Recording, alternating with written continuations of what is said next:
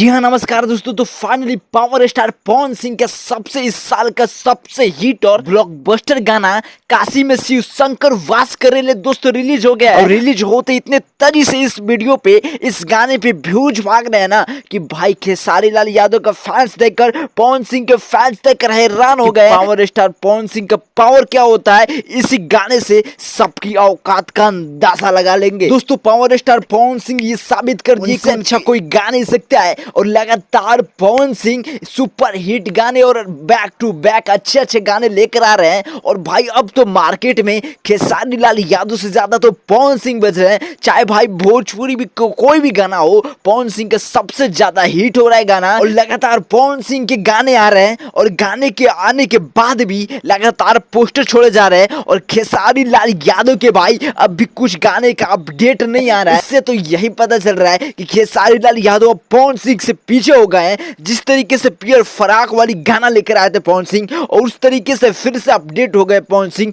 और अपने दम पे भोजपुरी इंडस्ट्री को बहुत बड़ा करने के लिए अच्छे अच्छे गाने ला रहे हैं। और खेसारी लाल यादव को फिर से छोड़ दिया पीछे, अब ट्रेंडिंग पे राज करेंगे तो पावर स्टार पवन सिंह। दोस्तों क्या आपने ये गाना सुना, आपको कैसा लगा कमेंट में जरूर बताइएगा। अगर नहीं सुना तो भाई क्या कर रहे हो, जाकर जल्दी ये गाना सुनो, आपके मन पसंदीदा गाना है। और वीडियो को लाइक फॉलो सब्सक्राइब करके अपने भाई को सपोर्ट जरूर करना।